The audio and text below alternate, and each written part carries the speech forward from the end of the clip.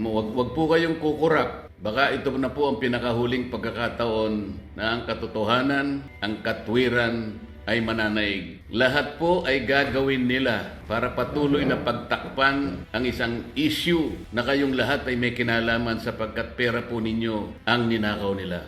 Dun sa 11, maybe some of them have a reason na mag-ingay, lumaban, i-discredit yung Blue Ribbon kasi especially pagdating dun sa 18 Marines, nabanggit din ang pangalan nila, allegedly nahatiran din ng malay-maleta. Konting smile sapagkat medyo mabigat ang haharapin natin today at mga susunod na araw. Bakit po? Talagang lahat ay ginagawa para hindi matuloy ang sunod-sunod na mga hearing kung saan ay ang katotohanan at buong katotohanan ay lalabas. So, may mga lilinawin lang ako, no? Tomorrow, yung Blue Ribbon Committee. And ang balak talaga ay agawin ang mga committees. Kaya kung sila ay nag-walk out, kami naman ay gumamit din ng parliamentary tool na hindi magkaroon ng quorum para nga maprotektahan ang katotohanan. Sa Friday ay meron din schedule po ang ating kasama sa Senate na talagang parating aral, parating ready at grabe po ang wisdom sa batas tungkol naman po sa DOJ at NBI yung nangyari sa Senate ng May 11 at May 13. Gusto ko lang linawin po kasi kung tama yung reports na nabasa ko hanggang Malacanang, may mga bills daw na importante ang uplift, paano daw matitake up yun kung walang sesyon. I'd like to confirm that at least twice, pinaabot namin sa Malacanang. Pag ready yung bills nila, anytime kami. In fact, may LEDAC dapat 2 weeks ago. Tinawagan pa ako nung head ng LEDAC kung tuloy. Sinabi ko, anytime. Sila pong hindi nagtuloy. And then there was one more conversation where sinabi nila hindi pa handa yung mga bills na ilalabas nila. And assuming may bills po sila, sa committee po muna lalabas yon. So, ito lang ay confirmation na ang pinararating sa Malacanang at pinaparating sa ating Pangulo ay mga maling impormasyon. So, we had a light meal dahil napakarami naming meeting, pero I'm asking you for prayers, not just for the 13, also for the 11, not just for the Senate, but for the country. There are times in history where we're in a crossroad. So, minsan kasi sa history, whether ang takbo mo ay 20 kilometers an hour pero 100 kilometers an hour, pareho lang, dadating ka rin doon. May times in history na left or right, there's no wrong decision, it's just what's the better decision.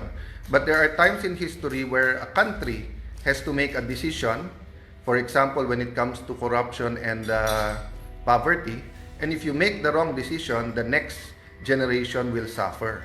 So it starts with your personal decision, then it becomes a group's personal decision, katulad ng grupo ng 13. Then it becomes an institutional, a community decision. Then it becomes the decision of a nation.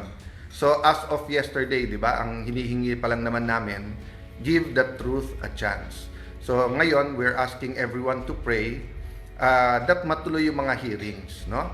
I'm not saying that every single witness will tell the truth. What I've been consistent with since 2007 nung chairman ako ng Blue Ribbon Committee was that that platform allows us for anyone to testify at makikita po natin yung testimony nung magte-testify. Nagtataka lang ako, bakit umiba ngayon na ilan buwan walang hearing kung kailan may mga bagong revelasyon at medyo mabibigat na yung mga witnesses na nagiging available. Anytime po, may malalaking witnesses din or mayroon din po mga pwedeng biglang magsabi ng totoo, no?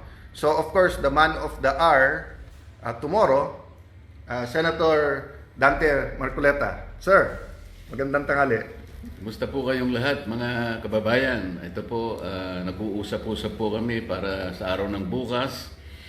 Ang gusto lamang namin ay ang inyong total support. Wag po kayong kukurap. Baka ito na po ang pinakahuling pagkakataon na ang katotohanan, ang katwiran ay mananaig. Kagaya po na sinabi ni SP Alan, lahat po ay gagawin nila para patuloy na pagtakpan ang isang issue na kayong lahat ay may kinalaman sapagkat pera po ninyo ang ninakaw nila. Kaya sinabi ko po, huwag kayong kukurap. Ang gagawin namin bukas will define the direction of this country kung saan tayo papunta. Salamat po sa inyong lahat at sa inyong suporta. So, thank you very much, Kuya Dante. So, ulitin ko lang po ha. Kaya pinapaswear, di ba? To tell the truth, the whole truth, and nothing but the truth. Kasi may half-truth, may tinatago na truth, mayroon pong lies, no? Series of hearings to. Pag naumpisahan po natin bukas, nandyan na yung momentum. Inuulit ko po ha. Pag may 13, automatic, hindi ko kailangang mag-resign. Sa inyo na. In fact, tinitingnan ko lang, day by day, week by week lang, na matuloy lang itong mga hearing at maumpisahan lang. Baka naman yun lang ang trabaho ko. I'd be more than content to go. The day that God uses people to tell me na meron na kaming napili to lead us. In fact, sinabi ko na rin sa 12, gawin yung kandidato ang bawat isa sa atin dito. Sino po ang gusto ding maglingkod sa ating bansa. But my mission right now is for the truth to come out. Again, hats off kay Senator Jinggoy Estrada. Napakatagal ko na po siyang kilala. We have our run-ins. In fact, may mga ibang nagpo-post ng aming mga disagreements in the past. But I'd like to reiterate what I said yesterday. Yung sinabi ni Senator Jinggoy na may ebidensya siya na talagang pinipilit siya lumipat at ang kapalit ay kanyang freedom at walang kaso, that's not hearsay to me because narinig ko mismo yung conversation. And palakas ng palakas yan, yung threat na yan sa iba pa naming mga kasama.